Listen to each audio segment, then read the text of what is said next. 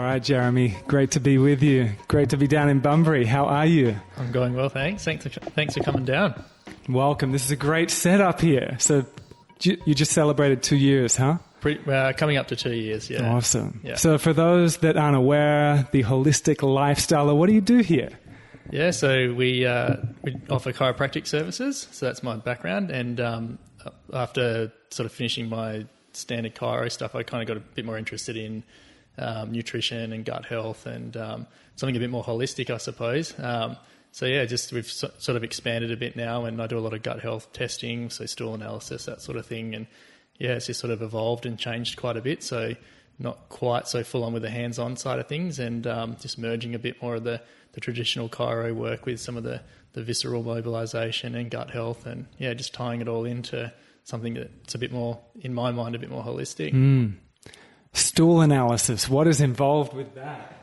Yeah, so pretty much how it sounds. I don't look at the poos under the microscope. I just refer them out. The microbiologists, they report on the microbes that are basically inside someone's large intestine, and we analyse the results and work on programs about rebuilding the gut microbiome. Mm-hmm.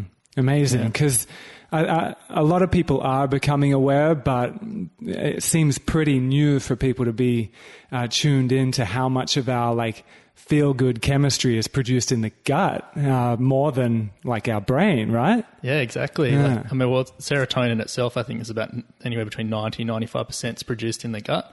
And the microbes have a huge important role with that. So certain microbes produce certain cofactors like tryptophan, tyrosine, and along with certain other chemicals as well, like your zinc and B6 and magnesium, those sort of things. They all combine, and then you form those neurotransmitters, and then that travels up the vagus nerve and interacts with the brain. So it's a two-way street, that vagus nerve. So neurotransmitters go up and neurotransmitters go down, and sort of that's that whole gut-brain axis and connection.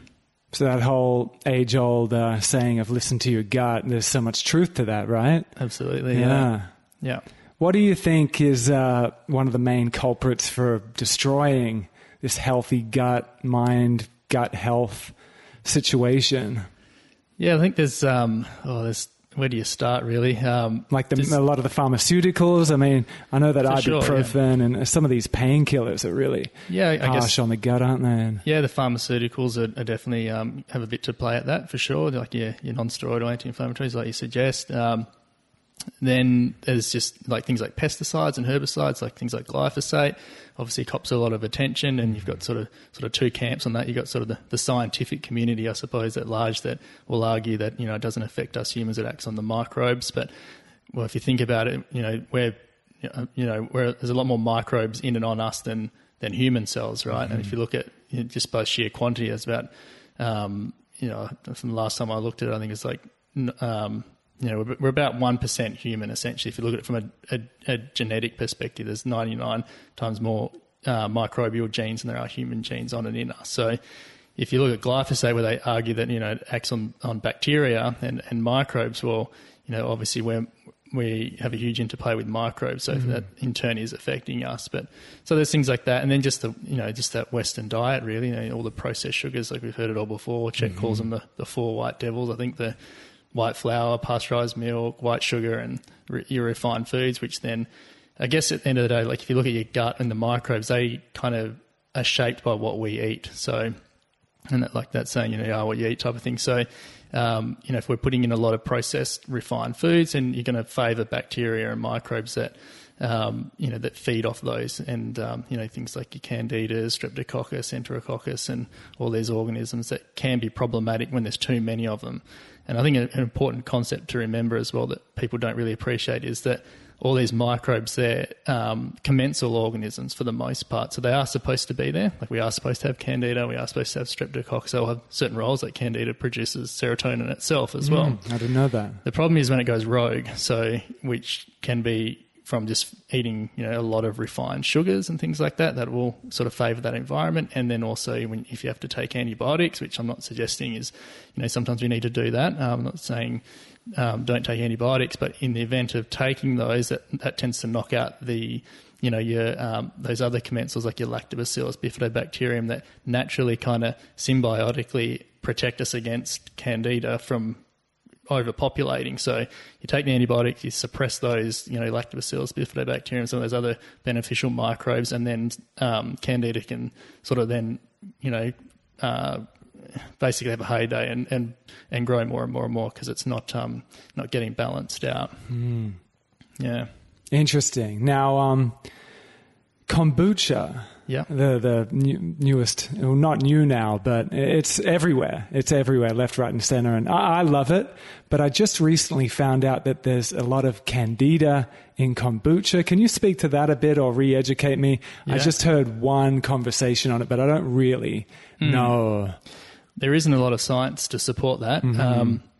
I saw, and I try and, the thing with gut health and the microbes, I dedicate a certain amount each week to keep up to date with the research. And over the last 5 years, that's just getting harder and harder to stay up to date. Right. So the last I checked on kombucha was, I think I saw one study where there seemed to be some candida in there, and it was more of a contamination type of thing. I don't think it's normally a major part of kombucha. But yeah, kombucha is an interesting one. I think I'm not convinced with it. I see, obviously working in a clinical setting, we see a lot of people coming with gut related issues and autoimmune issues and stuff like that. And kombucha seems to be one of those ones that can be a bit of a grey area for some people, and there's maybe some stuff that we don't know about it yet. But some will argue that some of the yeasts that are in there are actually protective against some of the more pathogenic or opportunistic yeast like the candida. But I think where my stance on it now is basically I think it shouldn't be a drink by the bottle type of fermented beverage. I think it's something, 30 or 60 mils at a time is probably sufficient. I think we're probably just overdoing it, and then too much of a good thing is setting up some issues. And then if the other issue that I see with it is if you're home brewing, if you're not fermenting it properly, and getting a lot of like wild yeasts or wild strains of microbes that we don't know that are potentially harmful, there's that possibility. And then just if you're not fermenting it for long enough, and there's still a lot of sugar in there, sugar tends to feed all those opportunistic organisms. So and it feeds candida as well, right? For sure. So, yeah, exactly. So there's a lot of there's a few variables to it, yeah, for sure. And then all these big brands like Coca-Cola and so on are buying out kombucha brands, and you're seeing it in petrol stations and Coles now, and who knows how much goodness is in those mass-produced kombuchas as well. It could just be a carbonated sugar drink like everything else, potentially, huh? Could be, and yeah, especially if they're pasteurising it, then they've killed off any potential good bacteria and bad bacteria as well, and microbes. But yeah, I think it's more of a. I'd probably lump it more in the category of something like apple cider vinegar. It's probably more the organic acids where there's potential benefit. So like the acetic acid that's in there. That's, I think if people are getting benefits from it, I think it's probably more from that, to be honest, than the actual probiotics. And I've actually noticed a few commercial companies are actually adding probiotics. So there's one I saw, they're adding a spore-based probiotic, so the Bacillus coagulans. Whether they're doing that as a means of being able to, I'm not too sure. I'm just guessing here. Maybe the Therapeutic Goods Administration's cracking down on it a little bit as to claims that can be made. So I think by default there might not be enough probiotic content in there for it to be labelled a probiotic beverage. So they're actually adding these probiotics. Right. That's the only reason why I can think they might be doing that. So I think it's the acetic acid that people are getting probably more benefits from. I could be wrong, but yeah. Yeah. It is interesting with these fad superfoods. I mean, I remember not long ago, probably when we first met around the Samudra days and all that, like agave nectar was the shit. I mean, the superfood people and health people couldn't get enough of agave nectar. And I was the same. I was putting in my smoothies and on my breakfast and left, right, and center. And then people like David Wolf and people like that were leaders in the industry and still are started saying, don't have agave nectar. And then all of a sudden, no one was having agave nectar. Everyone's drinking down honey. It seems like possibly a similar thing is happening with kombucha and a couple of other trend superfoods. It's just interesting with that. Like all of a sudden, it'll be the hot thing, and then next it's like, no, it's poison. Get near it. Do you see any of these current fad trends being potentially like that right now? Yeah, I mean, it's for sure. I think kombucha is probably one of those. Kombucha. I think it'll probably fizzle out a little bit. Yeah. Then I suppose the keto diet as well. That's an interesting one. I was going to bring that up. Yeah, that's. I mean, the reality is that's been gone and come around, before our lifetime or before our era anyway. Well, similar to the Atkins diet as well, isn't it? That's what I mean. Yeah. So it's been there, done that. Yeah. It's lost favour and it's just back in again. So it's probably done that 2 or 3 times in slightly different variations. And the carnivore diet, I mean, that's going pretty strong. What do you think about that? I think, therapeutically, all these things have a certain have a certain place, and from a gut perspective, and in the line of work that I do with trying to rebalance people's gut microbiomes, I can see why certain people will do well on those diets. Now, I don't think that that's healthy by any means long term, but in certain individuals, in certain states, then for sure that might work well. I mean, if we look at the keto diet, for instance, obviously very low carbohydrate, so low sugar diet. So if people have got a lot of overgrowth of those pathogenic and opportunistic organisms, like we said before, like Candida and Streptococcus, Enterococcus, those types of organisms, then by default those diets are going to be starving off those microbes. So in turn, they will help with that. But the idea is to try and rebalance that microbiome, so then you can then get more diversity in the diet. Because the flip side of the keto diet is you're probably not going to get enough fibre, I think. Long term, exactly. And we know what the role that fibre plays in the diet in shaping the microbiome. So that feeds a lot of all those organisms that we don't necessarily see on a lot of the culture stool testing, like Faecalibacterium prausnitzii, Akkermansia, Rasburgia, all those microbes that really thrive off fibre, and the keto diet's not going to support that, I don't think. But yeah. Yeah. It's a bit of a rabbit hole, isn't it, really? It's a rabbit hole, and it's quite interesting observing the kind of the trend wars, the kind of war, mini war. It's not of course too radical, but radical nonetheless. The war is kind of between veganism and the carnivorism, and all these people tend to want to feel right and in the right club, but these wars going on with it are running rampant right now, and I'm wondering who will prevail. I mean, because it's extreme against extreme, and whether it's left against right or vegan against carnivorism or whatever. It just seems like what you guys are promoting is about balance, right? Nothing too extreme, or I mean, maybe it may seem extreme to some, but it seems like a very balanced approach. Well, what do you feel is optimum? Is it a vegan thing, or is it a carnivore thing? Is it just plant-based? Is it? What are you feeling right now? Yeah, I think it's very individualized, and going back to the microbes, like when you can see why certain people will respond better to different diets, whether it's just a pure plant-based diet or even the carnivore diet. Like we've got a patient at the moment. It's quite interesting. He's been, I think he saw a couple other practitioners, and I would say they're sort of not very experienced with this line of work, and they just sort of did a generic protocol and basically wiped his gut out with all these antimicrobials and things like that.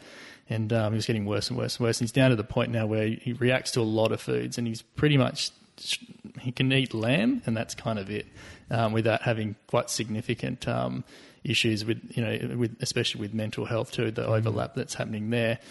And when we ran his stool analysis, he had an interesting overgrowth of an organism, Acidomycoccus, which, if you look at how that works in the presence of glutamine foods and sulfur-containing foods, it forms hydrogen sulfide. Now, hydrogen sulfide is quite toxic. So basically, when he's eating anything that's got sulfur and glutamine, they sort of combine, and he gets his toxic gut and all these symptoms. So And lamb, if you look at it, it's lower. It's quite low in glutamine, and it's the lowest. I think it was one of the lowest sulfur-containing meats out there. So, and sulfur's sort of in a lot of your veggies, so your cruciferouses and things like that. So you can see why he actually is responding to a carnivore diet. Now, I don't think that's good for him long term. So our plan is to shift that and get that a bit more in balance, so that he doesn't have trouble with sulfur-containing foods and can actually start enjoying himself and eating more foods.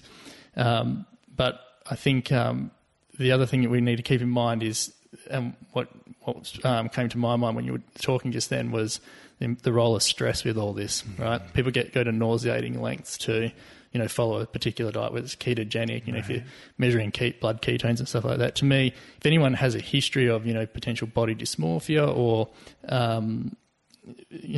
body type stuff and mental health, I would be very careful with that, because that can fuel those eating disorders, when you start testing and going down that path just for the sake of, following a diet. Yeah, it's a great point there, actually. It's a great point. I think very commonly people use one of these not new, they keep coming around like you said, but these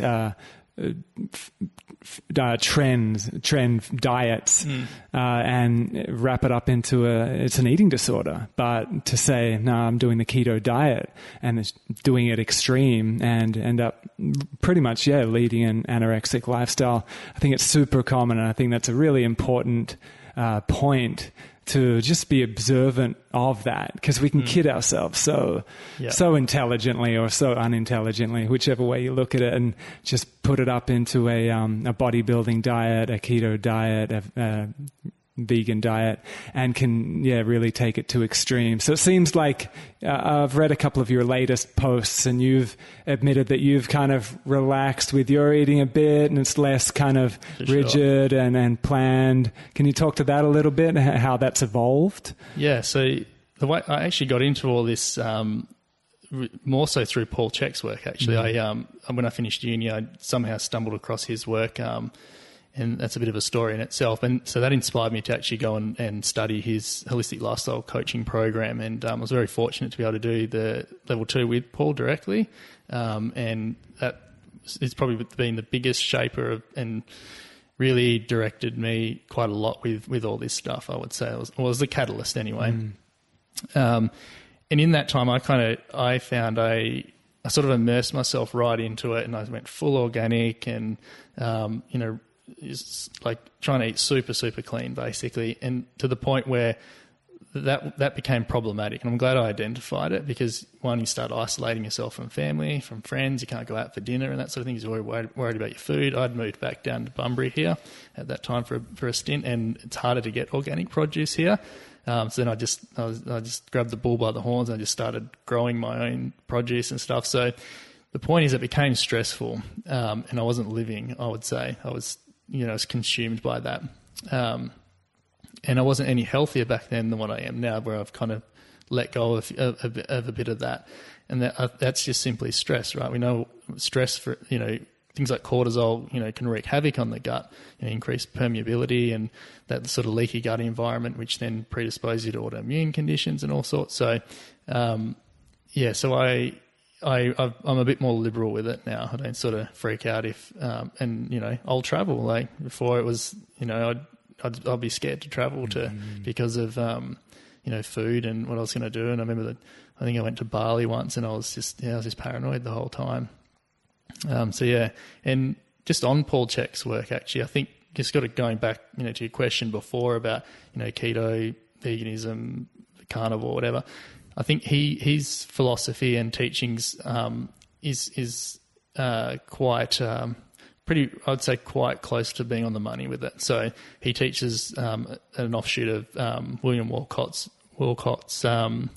metabolic typing. So which is, and I think he's termed it now the primal diet or primal pattern diet. So basically, it's sort of a questionnaire type thing, and working out where genetically you're from and what you're naturally going to thrive on, which food. So it's sort of, it's not a keto diet, it's not a plant-based diet, but sort of works out, what genetically you've kind of evolved for, and how that's going to be better implemented. And he's big on the 4-day rotation diet as well. So you're not basically eating the same foods over and over again, which is probably one of the fastest ways of developing a food sensitivity or reaction to food, because you're simply putting it in your system all the time, then the body doesn't have a chance to rest from that. So.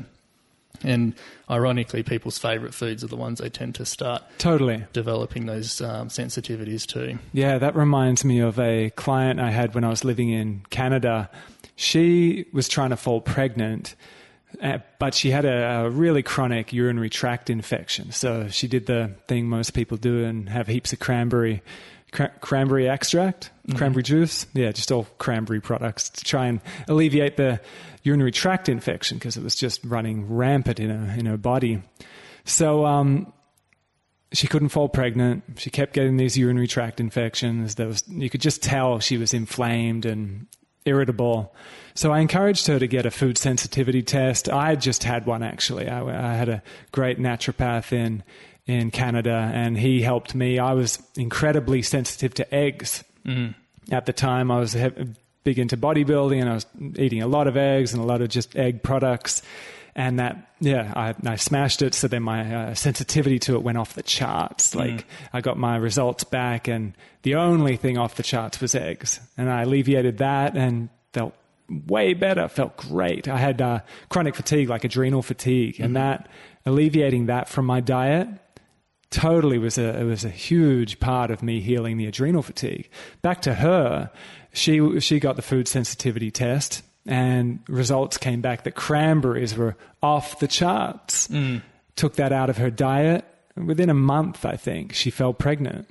But adding to that story, before I encouraged her to go see this naturopath, she went and saw a doctor. He couldn't work it out, so he referred her to a specialist. I can't recall what kind of specialist, but he said, let's remove this, let's remove that, let's remove your thyroid and parathyroid, like radical. Yeah. She was about to get it done, but there was a little small voice saying otherwise, and then there was my voice saying otherwise. And thankfully she went and saw this naturopath, and simple food sensitivity test, cranberries off the charts, took it out, fell pregnant without getting anything removed, without anything radical, just a little bit of alleviation. So that's a pretty important thing. Those foods we love, we could be totally sensitive to it, getting us into crazy inflammation and disorders and whatnot. So keeping that in check, I think, is really important, especially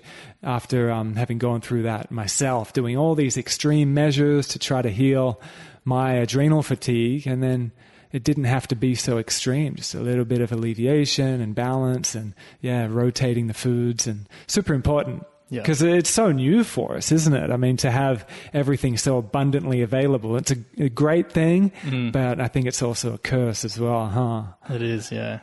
So it doesn't promote that seasonal eating, unfortunately. Yeah. I had the same issue with eggs, actually. It just reminded me when I was going through a bit of a bodybuilding phase too, just smashing through eggs, and I developed an intolerance to them, or a sensitivity.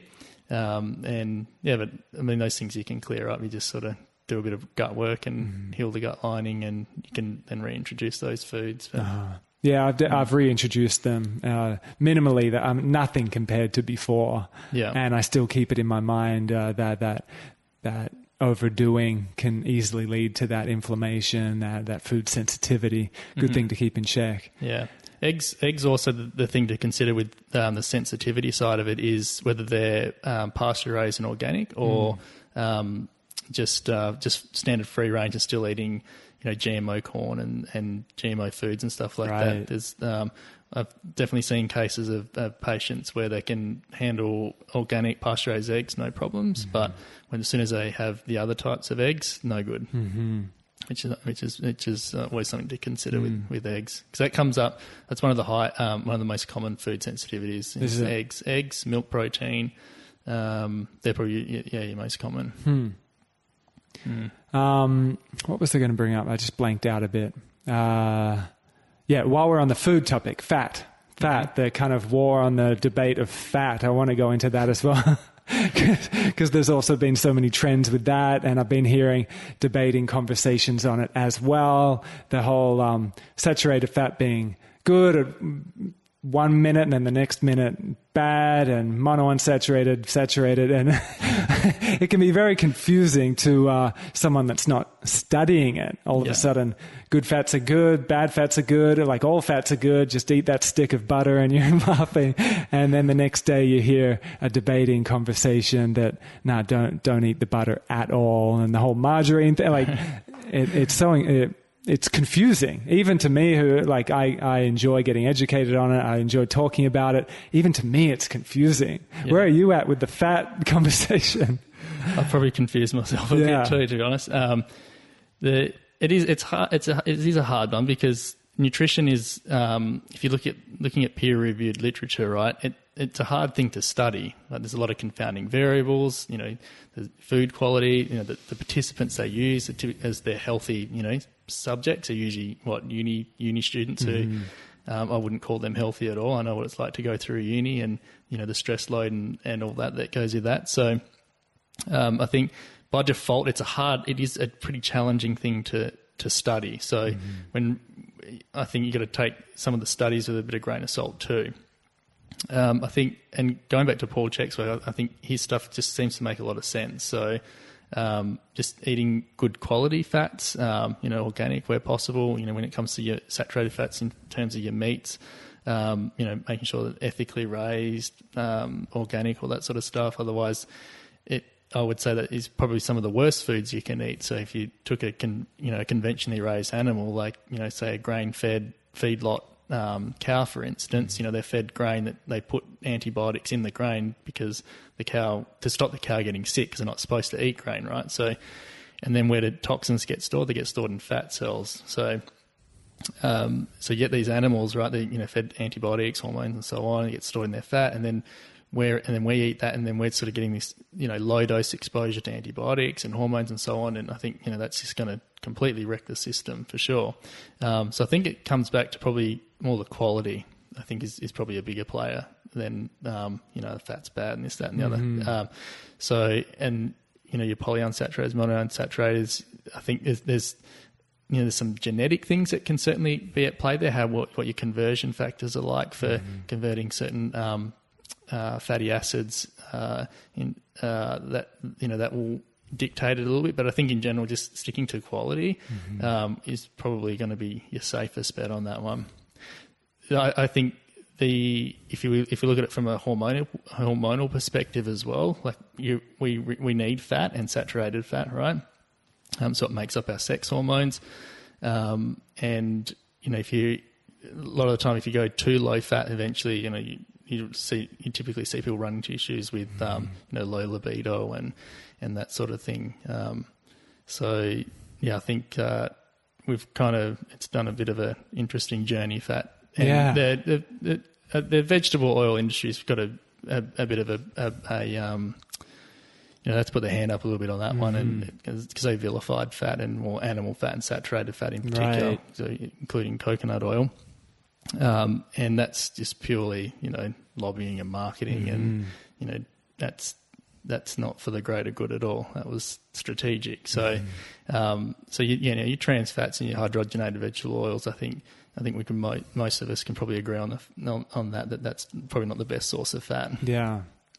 Thank you for your input. Yeah. So it's probably nothing new. I'm sure everyone's heard of that before. No, but it's good for people to hear. I think it's good to, have these conversations about it, because it's quite confusing, and I think it's important, because if we're just following the trend and maybe what these particular companies are pushing, and if people are just kind of in your normal shopping center, it can be very confusing. So I think it's good to just voice that it's confusing for a professional like yourself, and it's confusing for me as well, and just to keep that kind of discernment and just keep our own intelligence flowing and all that good stuff. Now the fermenting, go with your gut a bit, and listen to your body. I think one thing that people seem to probably, as a whole, have lost that art of doing is we've kind of disassociated from how we actually just simply feel when we eat, right? True. Like, are you burping? Are you farting? Right. Do you do your poos stink real bad? Do your farts stink real bad?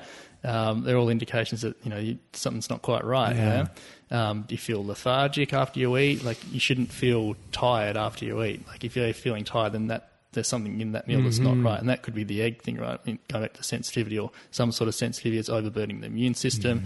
Then you get fatigued and so on. So I think just simply getting back to just noting how you feel with foods and after a particular meal. And, that's where food diaries are great because then you can sort of track it as well. You can say, oh, shit, I'm always tired when I've eaten almonds. Yeah. This stuff. And that I kind of figured out by default when I was at uni. It was in the same lecture every week. I'd get these incredible stomach cramps that last for about an hour and a half. So I'd go through that whole lecture.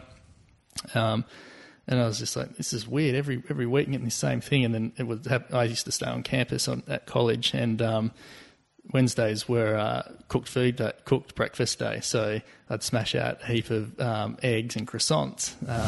And that was that day, and I'd always get sick. So that was the egg sensitivity creeping in. Probably doesn't help the fact that I was getting a whole heap of hydrogenated vegetable oils in the croissants, and the gluten in the croissant that was probably increasing the permeability of the gut. And then I was then reacting to eggs, so it could be the eggs kind of could have suffered a little bit because of the consequence of a leaky gut environment that was set up, and then amino acids or peptide sequences are probably getting through that gut lining and that look like that were from the eggs and then set up that immune reaction. So just listening to your body. Food diary is a great way to track that too. Yeah, slowing down when we eat is so important. One of the most important things for our lifestyle, I think. And something that really radically changed how I eat was my first trip to India. Before that, I was quite extreme with my diet. I had alleviated legumes and grains and did that whole thing. And it felt like that was good for my body. It did, just a bit of just control on that carbohydrate line. Then I went there, and of course it's legumes and grains and dairy. That's all you're having. But what I found, not only is it like the food's right there, that was a plus. It's right there. The grains are right there. The milk's right there from their cow. But it's cooked with love. Like they're singing and doing mantras as they cook their food. It's like a yoga in motion, a meditation in motion. Before we have the meal, we do a mantra that's giving thanks to the food and giving thanks to where the food is from and giving thanks to who prepared it, and just such reverence and connection. And then it's quiet. And just focusing on each bite. And because we were practicing so intensely, we were ravishing and hungry and like really couldn't wait to eat. But it was also a practice of like, even though I'm hungry, like listen to the hunger. And we were doing quite a bit of fasting as well. And the mantra was really powerful for me to get me to connect with that multifaceted reverence to where that food is coming from. But in our culture, we tend to be so nonchalant about it and rushed. It's so easy to get abundant food and a lot of food, and we're so bombarded with our phone and this, that, and the other, eating on the run. But that simple practice really did help shift my lifestyle of slowing down. I really appreciate being in the quiet when I eat as well now, if I can, and connecting. And I don't always. Sometimes life is busy and it's on the run, but boy, when I do take the time to quieten down and connect, it makes a huge difference for sure. So huge point there, huh? Absolutely. I think you're spot on. That's, all that stuff's so important. And I think actually even all my client programs that I have written up for them, some of it's just copy and paste job now, because there's some things that are applicable to everyone, and I have a statement that's in there that everyone gets, and that's mindful eating. Chewing your food really well till it's kind of like liquid and then swallowing it.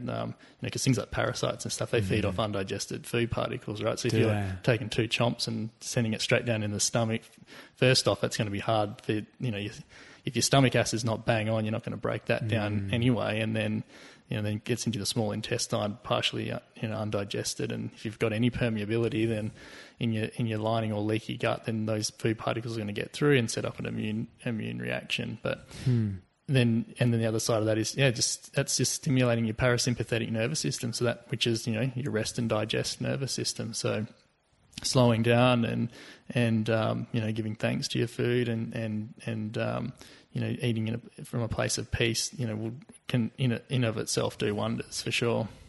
Yeah, I remember one of my teachers saying, I'd rather eat the Hungry Jack's hamburger made with love and reverence than this vegan superfood meal made with hate.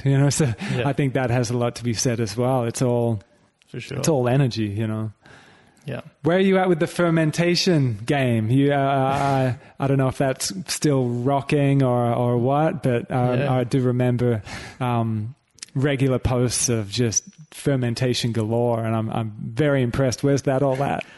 So fermented foods are they're an interesting beast for me. That's where it all started. Oh, really? I did when I first was introduced to Paul CHEK's work. One of the things that I resonated with was fermented foods. I'd never heard about them or knew anything about it, and this idea of you setting up your kitchen like a bit of a science lab with all these jars and growing things, and I loved that. And coming from a science background, I just wanted to know more and more. So I actually did some PubMed searching on fermented foods, and there's actually quite a lot. And this is going back a good 8 or 9 years at least. And even then there was still quite a bit of research on that. So I was like, it's not so hippie and airy fairy that I thought it was, and then that just evolved into more broadly gut health. So, and fermented foods is just one small component of that. Now, for me, it's a challenging situation because I wrote a book on it and didn't get it published. I approached a couple of publishers, and it was pretty close to for them picking it up.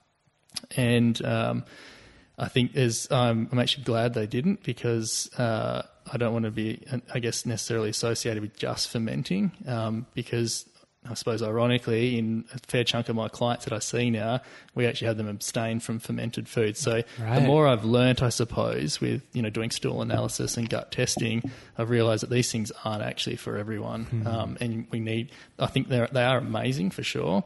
But we need to do some groundwork first in a lot of people with their gut so they can actually handle these powerful fermented foods. So where I'm at with it now is trying to sort of integrate how people broadly can introduce without being in a clinical setting. It's a bit of a challenge, and my fermenting ebook. So I basically got that book and took a small percentage out of it and put it as an ebook, which is about to go live soon on the website. Because I don't want people to. Because at the end of the day, a lot of these recipes are out there, and for the most part, aren't following the evidence-based science technical side of it. So I figured, well, people are still fermenting anyway. I might as well at least put something out there that's complete evidence basis you're going to get.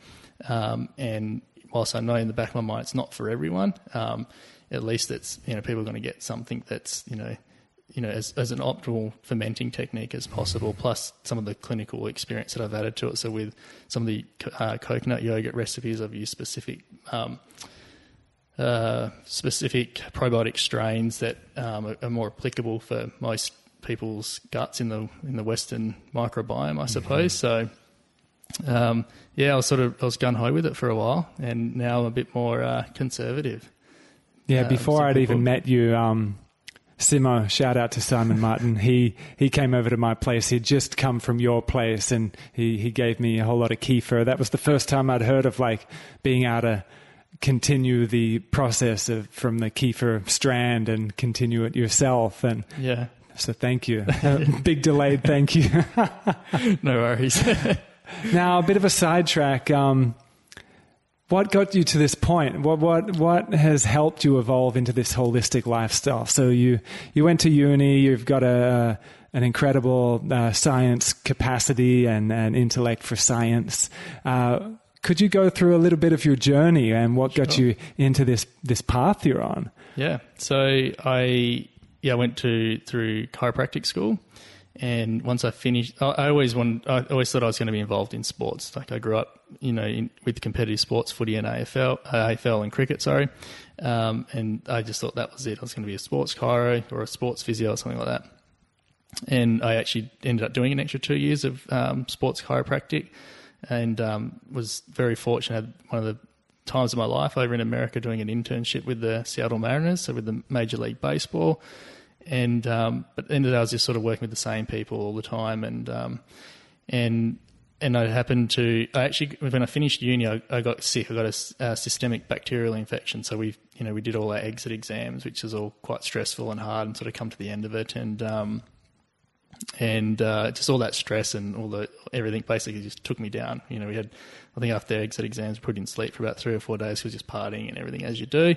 And this bacterial infection took over, and I was sick for a good month, and I was on and off antibiotics. And that's when it was sort of more, I guess, in a sequence of synchronicity, I suppose. I was introduced to a CHEK practitioner in Perth, and I guess that's where all that started. I'd never heard of Paul CHEK, and what this guy taught really challenged everything that I knew, because at uni, when you go through and you'd learn nutrition, it's very conventional, right? So it wasn't so much what this guy was saying. He was saying other things that really challenged me. But I took it on board because I looked at this guy and I was like, all right, this guy is seriously healthy. Like, he looks good, he smells good, everything about him was just this picture of health. So I was like, he's obviously doing something right. And so I got home, chucked out all my protein powders, went gluten-free, basically went paleo at that point. And I had quite bad acne on my back as well, to the point where I was pretty self-conscious about it. It was obvious enough that, as a mid-20-year-old, it's not something you really want. And within 30 days, that was gone completely. So it was just, obviously, my liver was just backed up with toxic load, or, gluten and or wheat, and possibly the glyphosate that goes with that. So it's not necessarily the gluten, looking back on it now, but all the protein powders, pre-workout supplements, all those things that were just, just backing my liver up, and it was just coming out through my skin, and just cleaned that up, and 30 days that was all gone. So so that's where I guess it all started. And so then talking about the fermented foods. So fermented foods was one of those things that I learnt with that around the Paul CHEK stuff. And as I said before, just immersed myself in that and was really interested. And then that turned into more gut health. So learning more about how all the gut health sort of fits in, and then sort of branched out more from just, the fermented food guy, I suppose, to working with this in a clinical setting. And that's how it's been the last 3 or 4 years, is just really immersing myself in the clinical side of it and getting technical with the stool testing and really honing in those skills in and upskilling and keeping up to date with the research and all that.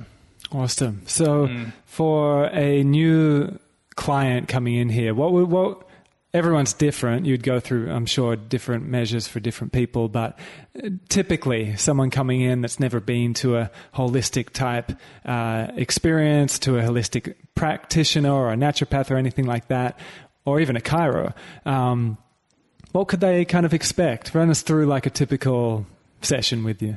So, well, in here we just get all direct referrals pretty much now. We don't spend anything on marketing or anything like that. So people come in with an expectation now because someone's told them that, this is what we do and this is what helped me, or, I've been down this path. And so it's kind of, people don't come in here blindly anymore. Like, they kind of come in knowing that what we're about. And that's cool. Really honing in on the gut, basically. So it's not just gut testing that we do, and we don't always do stool testing. I should make note, but sometimes, we will just do some basic things with people first, right? Sometimes it's we get caught up and, go to the technical side of it first, but, at the end of the day, people sleeping properly, they're drinking proper filtered water, are they eating, the best possible food for them? All those kind of things first. If they're not addressed anyway, then it doesn't really matter what it's on a stool test. Like, you need to cover those basic check out the first. basics first. Yeah, a lot of and then there's a fair chunk of people who are doing that, or to a decent extent, and still having a lot of trouble. So they're sort of too far gone, in which then we delve in and we go whole hog on it. So. Yeah, they basically do a stool sample, and we go through all that and see, what's going on in their gut, because it just has such a huge overflow to so many different areas. So whether that's things like hormones, if your gut's off, then it's going to interact with how certain hormones are produced, the adrenals, all that sort of stuff. So at the end of the day, we're sort of fortunate in an integrative healthcare and functional medicine, I suppose, with a million different tests, right? It's pretty exciting. I mean, I've sort of fallen victim to that. I've kind of ran through a lot of those tests and stuff, but I just find to the degree that the gut isn't right, then a lot of those other tests they're going to be off anyway. So I think I start with the gut most times, and we sort of rebalance that, and then peel away the layers. So, maybe 6 months later, after you've done, a 6-month program, then we might look at a Dutch hormone panel or something like that, or hormonal analysis, anything really, just depending on the individual and what's going on. We do generally run bloods, and we work closely with some GPs. So we usually tie in a few blood tests as well. I like to look at copper and zinc and see what's going on with some of that sort of stuff as well. But it's just a deeper picture inside the microbial and the biochemistry of the body, and trying to bring that into as in a harmonious state, I suppose. I'd love to get my dad down here. I love him to bits, and if you're listening to this, Dad, I love you. And he's quite overweight, and he knows it. You know it. And I've been trying my whole life to, but over trying, just coming on to him heavy and trying to get him to do smart things. And family's the hardest, isn't it? It's the hardest. Put it this up. I bought a stool test for my dad, and it's still sitting at home. It's been sitting there for a very long time. Is he quite overweight as well? And no, he's a little overweight for sure, and he's struggling with blood sugar issues. Like he's sort of borderline type 2 diabetic, and he has a sweet tooth. He's got, I know he's got overgrowth of some of those opportunistic sugar feeding organisms. Right. That's why the tricky thing with my dad is he keeps going to his GP, and all of his vital checkings are fine. So blood pressure's fine, cholesterol's fine, this is fine. And the doctor, I know him well. He was my family doctor until very recently as well. He's a softie, and he's a people pleaser, and he just says what you want to hear. So everything's seemingly good, yet he can't have a slice of costed lettuce. He'll get this big bacon cheese double bitter burger, and if it's got greens in it, got to get it out. And anything green or naturally colored, you could say, green, purple, orange, all the good foods we want to eat, he can't. And it's just you see him, he can't eat it. I'd love to get him in, and just because you've got such a beautiful way of communicating. Cause all my years, I'd just be coming on to him so heavy, and it just made him probably even more repulsed of healthy stuff. Yeah. And then I just kind of let it go. The last few years, I've just kind of given him space, and now Cam, my brother's bringing it home in a much more intelligent way, I think. But yeah, I'm going to try and get him down, because to hear it in a way that is scientific, that's loving and accepting, without just hammering it home, I think that's the way. Yeah, and I can see you most likely bringing that way of communicating, huh? Well, if your dad's listening, I can talk a little bit about that actually. I'll send his poo in the mail. For instance, with obesity, they did some interesting studies early on. It's going back quite a while now, maybe, I don't know, 8 or so years, where they looked at the microbial profile of obese people versus lean people, and just seeing if there was anything in that. So what they found, there was the landmark study they did, where they took they basically got 2 twins that were discordant for obesity. So one twin was obese, one twin was lean, so human. They got their feces, basically, so their microbes, and then they did a fecal transplant into a recipient mouse. So the mouse that received the fecal microbial transplant from the obese twin basically got obese, and the one that received it from their lean twin stayed lean, or didn't have any shift in body composition. So they're like, all right, so there's obviously something going on with the microbes that has interactions with obesity. So we now know that's to do with how well you utilize fat, whether you're using it to store fat or using it as energy, and so on. So that was kind of the landmark study. It really kind of pricked people's ears up when you talk about obesity and weight loss. And fecal transplants as well. That gets my ears up when I first heard of that. Sure, that's amazing. It's very interesting. Yeah. Very. I'm not a huge supporter of it in the sense that we've had a few patients who have gone down that path and then we've seen them come out the other end worse, and we're sort of working on basically rehabbing their gut again. Not to say that they don't have their place, they certainly do. I think it's one of those things where we got to be a bit careful with the right person for that. I don't think we should be all rushing into, not that anyone would, because he's quite expensive. I want your feces in me. I've been asked a few times. But so that was interesting with the I don't know where else going. With the obesity and the microbial relationship with that. And you'll see on a lot of the microbiome reports now that come in, they look at the bacteroidy and the bacteroidy to firmicity ratio. That's sort of where they sort of derive that from, which is they're the two broad categories that ratio is sort of important with that. But if it was as simple as, this specific microbe causes weight loss, then we'd already be onto it. And there's labs that are working hard on that, and there's some promising stuff coming out. What I do observe, what's blatantly obvious actually in his case is, and it's kind of common in that side of my family, is a kind of victim consciousness of just like, there's nothing I can do about it.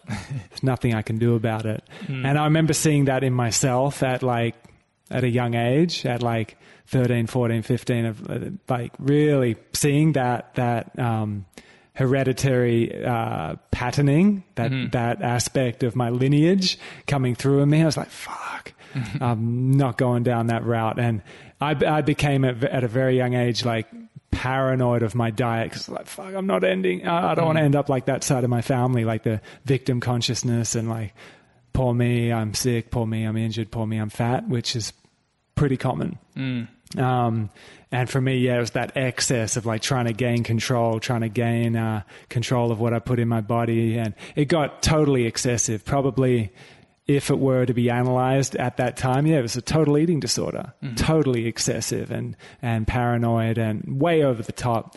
But like I needed to go in that direction to find a bit of autonomy, and then gradually have come back to the middle way, which it sounds like you've kind of gone through a similar thing as well, which I think is fine. I think the pendulum shifts, and then we gradually can find the middle way with our practice and as we experiment and whatnot. For sure. So it seems like you're at a beautiful middle way right now of all the kind of, you could say you were the fermenting guy and this, that, and the other, but it feels like a beautiful middle way right now, which I'm excited to see the progression of, and in the clinic and offering it to the people. Really cool. Yeah. No, it's definitely exciting, and I kick myself every day because it doesn't feel like work to me. And, awesome. We do correspondent clients as well, so we have those that aren't sort of in the clinical side of it as well, that we do just the stool testing and put together programs and so on. But an interesting observation I have found is those that are clinic-only patients versus just correspondents, the clinical side of it, though, we have better outcomes. Now we're obviously integrating manual therapy with that as well, so doing whether it's hiatus hernia maneuvers and visceral mobilization and spinal manipulation and all that other side of it too, so the structural component, because structure dictates function as well. You have to look at Ida Rolf stuff, so Rolfing, where they look at posture and if someone's sort of locked down in that flex position, you can just see what that does to the viscera, right, and the stomach and your diaphragm, and that's where breathing and all that comes into it. So I'm excited with just the way how things have naturally evolved with me, and just finding little gems and the next sort of piece. So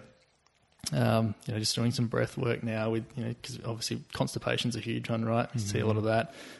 Just sort of doing breathing exercises and just, and squatting. So just sort of tying some of the things I've learned, I suppose, from Ido Portal as well. So a bit inspired through some of that work. And, so it's just a nice combination of lots of different facets. And, so where's your workout kind of mindset at right now? Is it in that Ido Portal kind of movement culture type thing? Yeah. When he came to Perth, I think it was 4 years ago, I did his Movement X. I I'd watched some YouTube videos and that, and my friend Margaret, who's also a chiropractor, she said, "Oh, you should come along to this workshop." And I was looking at his stuff, I was like, "This guy's a fucking idiot." Like, this stuff, what I could see on YouTube, I was like, people are just going to get hurt. This doesn't look like it. And I came from obviously the standard rehab model, very isolated and so I went along and I changed my mind completely. I was like, okay, this guy's the real deal. Like he definitely knows his stuff. And I did a few phases of online training with him, and sort of fallen away a little bit here and there, just being a bit caught up with the clinical side of stuff. So but still have a daily practice, but just not, the 3 or 4 hours a day like it was for a while where I was doing the online stuff. Because you pushed it pretty kind of excessive, even that excessive for a while there, didn't you? And you did like your hammy or something like that. Or... I did actually, yeah. Where did you say that? I think maybe Simo mentioned it or something like that. You were doing like a weighted forward bend in your hammy tour or something like that. No, I injured my back actually, a bit of a disc injury. Right. Which I just stirred it up a little bit. But was that in your like 4 hour a day kind of phase? No, actually that was when I was stressed. Yeah, right. I was going through a period where I was under a bit of stress and wasn't sort of managing that quite so well. Sort of, it just happened around about then. Yeah, at that time. But the interesting thing is when I have injured my disc a while ago, and it took ages to recover. I was knocked around for so long, but this time.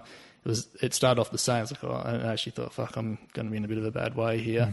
By about 3 or 4 days, like, I'd sort of straightened up and I was doing Ito's movement with that. Like I was doing the spinal waves and, doing the things you're not supposed to do, I suppose, right, that they tell you not to do. And it healed very, very quickly. Cool. So that was interesting. But I was just at a point where I was under a bit more of a stress load with certain things going on. And I think that was probably the precipitating factor. And I was actually had a little bit of a bit of gut stuff going on too around then. Had a bit of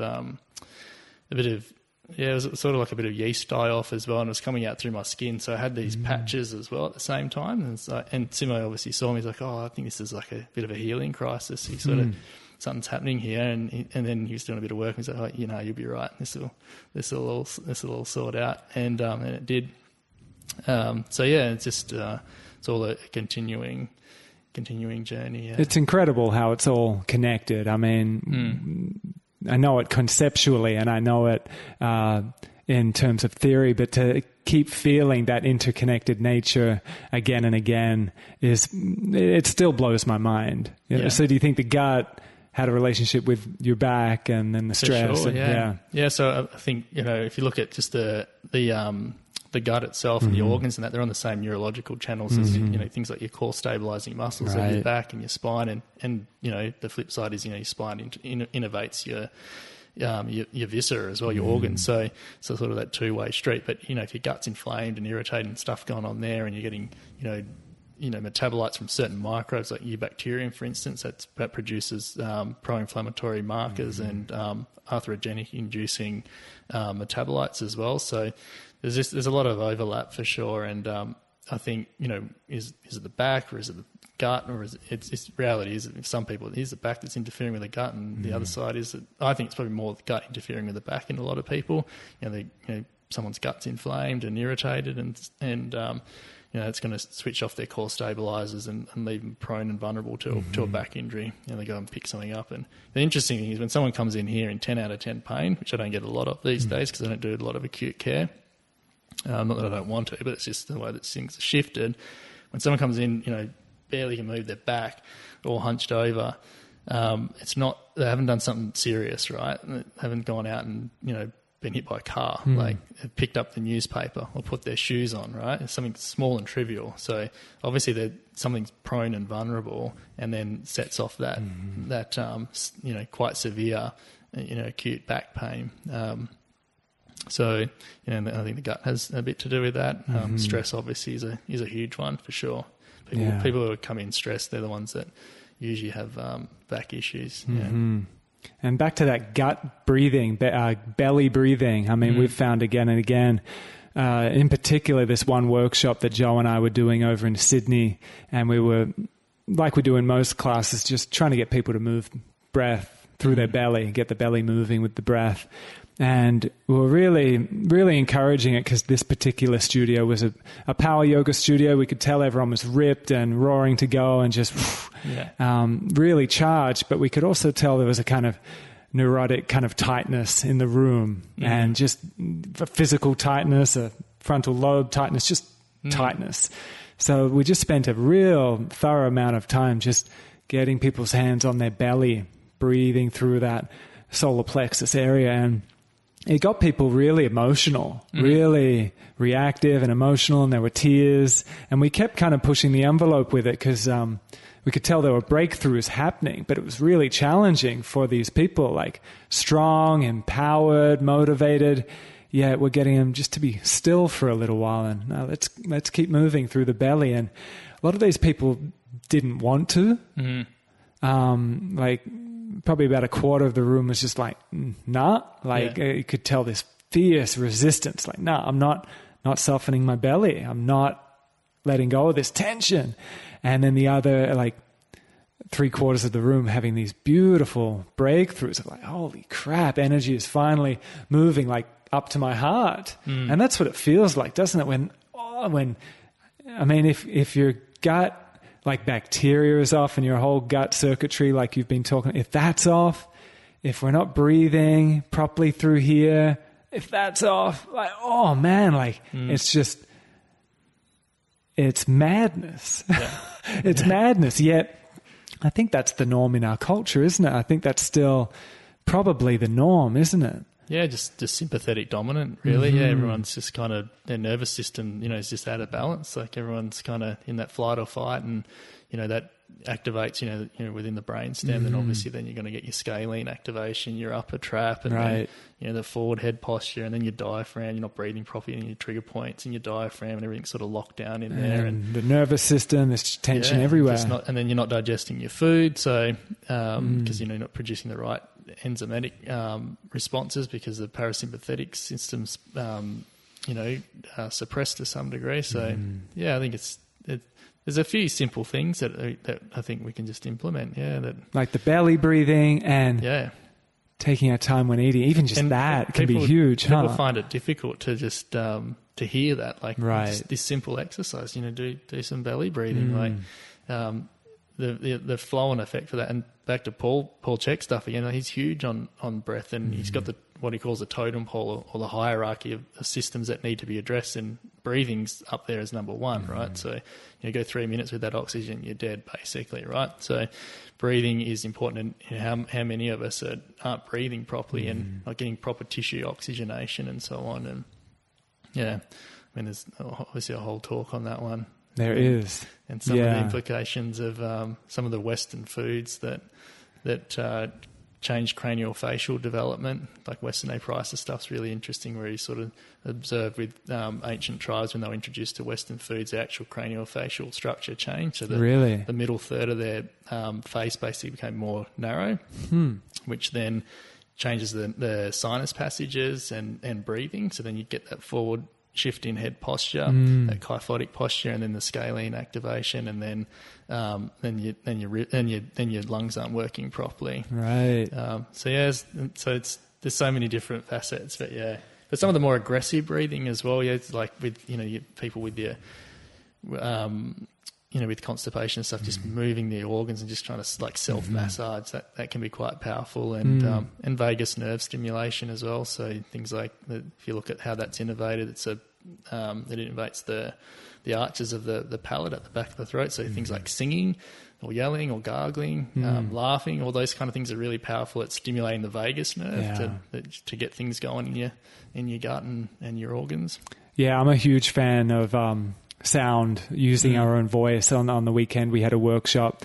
I don't know if you know of Cy Malumbi. He's a world-renowned didgeridoo player. So he's essentially bringing in the didgeridoo technique, so the making all these sounds up and down the vertical axis, which often it's just the didgeridoo player experiencing, and then getting the whole class to pretty much do that. So you're taking a quick sniff of breath in, and then making a sound, or ah, or all these primordial sounds. And it was really cool getting into the intricacies of it, because you're getting in that reoxygenation, you're pumping out, you could say, stagnation, and then those sounds like vibrating from the pineal gland, you could say, all the way through the nervous system, all the way through the glands, even just sound, getting in touch with laughter again, and the sound that we do ever so naturally in nature and in joy.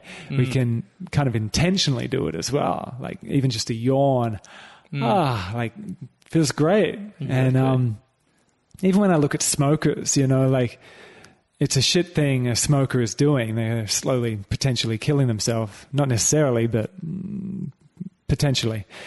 What they're doing, like, is that unconsciously they're getting in that that moment. Interesting, yeah. And maybe even we could have that little breatho break instead of the smoker break. That little moment to, like, when a smoker's like really enjoying their cigarette, they're taking it all the way in. It's probably the deepest breath they get in all day. Probably, yeah, you're right. Yeah, we could just do that. Like, okay, have your breath break, like just 5 deep breaths. And so beneficial. You're onto something there. Well, that's what I'm getting interested in, is like, how can we bring all of this like into the workplaces? Like I'm seeing every other person becoming a yoga teacher, becoming a raw food guru, or becoming these things, which is great. But I like to see it like in the big corporations, in the schools, in Coles, in these mainstream places. And I don't think it has to be so complicated. No, schools will be a good one for sure. Yeah, growing their own. I'm seeing it more and more, like in Fremantle, a lot of the schools are growing their own food, and a bit more, every now and then I see them barefoot on the grass and stuff like that. Little things like that are actually quite huge, because that period of school when we're in our chairs, I've had a few families that I've worked with, each of them with yoga and personal training and stuff like that. It's been quite heartbreaking seeing the kids from a really young age, all flexible and vital and flowing, and then getting to those kind of school years and very quickly like just stiffening, and just seeing the ricochet effect of that stiffening and the kind of neuroses that come with that as well. And yeah, to bring in those just intelligent, intuitive little things into schools, that would be awesome. Get them off the phones and the iPads and that sort of started with the chairs, didn't it, really? That's kind of the sitting, I suppose, and now we've sort of amplified it by putting in phones. Yeah, that movement, So we started with, this, and this is my clinic, right? And this is the first time I think I've sat in this chair. I normally I sit on a got the football over there, or I try and stand. But schools, they sit, turn off the glutes, shorten the psoas, all that stuff. Then we're not getting a deep squat either, which, going back to the gut, that's what sort of massages the organs and gives them a bit of stimulation as well. And then now we're throwing in, the forward head as well with all the devices and then also your EMF and it's just getting worse and worse, isn't it? Yeah, I've heard quite a few conversations that I don't know if it's just talk or if there's actual science to it, but with all this new phenomenon of Bluetooth and Wi-Fi and just EMFs galore, that babies are evolving to have a particular gland that is adapted to all these EMFs, because it's still so new. For sure. Do you remember when internet began and Bluetooth? Like, we can remember it. Yeah. Kids coming up now, there's not going to be, do you remember? Like, they're just born into it. Like, especially in these bigger cities, like where you're picking up like hundreds of different Wi-Fi. Like, if you can pick it up, it's getting you essentially. Yeah. And babies getting born into it could just be talk, but it wouldn't surprise me. Like, especially as artificial intelligence is going to be in our face in no time. It kind of already is, and before we know it, it's just going to be everywhere. AI and just all these invisible waves. I mean, we're incredible at adapting. It wouldn't surprise me. What might be a tumor now, like right now we look at it as like a cancer tumor. Who knows? I mean, in the future, that could be a gland that is logging on to that wave. Yeah, the microbes and all that, they all morph and change, and no doubt that, interesting stuff. Interesting. It's been a huge amount of technology in our lifetime. We're the ones that have probably copped it the most, obviously. Huge. Like, it's just what we've been exposed to. So I think, unfortunately, we'll see what comes of that in the near future. But I think most of us can understand that. Well, I think that probably the biggest thing with these is because you can't see it, right? So what you can't see, you can be pretty ignorant to. Right. I know, just from personal experience, we got a holiday house in Gracetown, and they've only recently put a Telstra tower in there. Before, it used to be a dead zone, so no reception at all. So I remember, you go over the hill and then everything cuts out, and always sleep well, like best sleep ever. And it's it's obviously no coincidence that you're not exposed to, you look on your phone, you don't see 20 or 30 Wi-Fi devices that you can connect up to, and there's just no signal. So there's no background noise. I purchased a pair of Bluetooth earphones, the wireless ones. That I use when I'm training, and I never get headaches. Never really had a headache in my life, to be honest. And I started getting these headaches, and it was like, this is a bit weird. And I was sort of putting two and two together, and I thought maybe it's these headphones, and I'm thinking that maybe they have a bit to play at that. So I wouldn't be surprised. I've been hesitant getting the cordless kind of Bluetooth headphones. Like, the idea of it seems good, of not having the cord. Yeah, which is good when you're doing movement, right? Yeah. Because you're doing handstands. It's totally convenient, but the idea of having Bluetooth like right in the ears, pumping into the ears, like, it just doesn't seem right. Right into your brain, right into your pituitary gland. Yeah. It seems radical to me, but I want to get some. I'm a bit shattered, because they do make life easy when you're training, and I like listening to music when I train or listening to stuff. I was doing a bit of research for a while. I think there are a couple of companies that, I don't know if it would actually work, but they're putting in like an EMF blocker in the headphones. Yeah. It would have to be a pretty damn strong one when you've got Bluetooth right there. Well, then how would it work? Yeah, that's what I'm interested in. We chucked the Blue Shields through the clinic here, so the EMF. I thought they were EMF blocking, but when I looked into it more, they're not. All they do is pump out. From what I can understand, is the EMF that's in coherence with nature. So the idea is then that whilst we're exposed to all the stuff that we are exposed to with EMFs, that these things here are pumping out EMFs that are in coherence with nature. So you're kind of trying to offset these artificial or man-made frequencies, I suppose. But yeah, whether you could get them in an earphone, I don't know. I've got this gold plate or whatever on my phone that apparently blocks a lot of the EMFs. Maybe it's a similar thing to that. Like, we've got these, like, when Jo was pregnant, when we would travel, she'd wrap this kind of silver lined cloth around her belly, and apparently that blocked radiation and EMFs and all that from getting into the belly. Have you heard of those silver and gold I haven't heard of those, technologies? But it wouldn't surprise me. I mean, obviously, lead's a good one, right? Lead blocks out radiation, so that's why if you're a radiographer, you've got to be behind the lead shields and stuff like that. So I'm sure there's probably something to some of those metals potentially absorbing and then so they can't penetrate any further. And I see you've got the salt lamps and all that. Do you feel that they've got effectiveness? 'Cause I feel they do. Yeah. And I've raved about them, and then all of a sudden I've seen people in corporate offices, like students of mine, bring them in, and at first they're given shit for being a hippy dippy and all that, and then it's spreading. People get onto it. I think people feel it. I've heard from people saying, I brought it in, I was cynical, but I did it because you were doing it and I thought it was cool, and all of a sudden their headaches are gone and stuff like that. So, yeah. Well, even if it was placebo, I don't really care. Whatever works, right? But yeah, we chuck them in our house and got them in the clinic here, and just anything that potentially might help. Yeah. Just in this modern world, just give it a go. Get the plants in, get the candles, get the salt lamps, get all that. The kids love them. They always play with them. Yeah. They come in and they think it's a bit of a fun thing to play with. Yeah.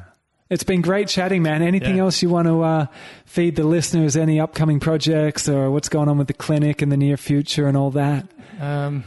Not too much. We just you got your videos coming up. Yeah, we've got some videos that we've been recording with fermenting and gut health, and that's all going live on the website. And the website is getting a bit of a rejig around with an online store and all that, so people can stay tuned for that. Cool. In terms of clients, we've capped it at the moment. I've sort of stopped taking on new patients for a period just because it's a bit the workload's quite full on. But if you just keep an eye on all the social media and that, you'll probably see when we reopen again, and if people are interested, they can reach out. Cool. I'll put all the links below, and check out Jeremy's work. I'm loving what you're doing, man. Good work. Congratulations on your 2-year anniversary of the clinic. Cheers. Loving it. I can't wait to spend more time here, and looking forward to seeing where the upstairs room goes, and keeping that conversation going. Yeah, awesome. Much love, man. Thanks, Stu. Appreciate it. Thank you, everyone. Take care.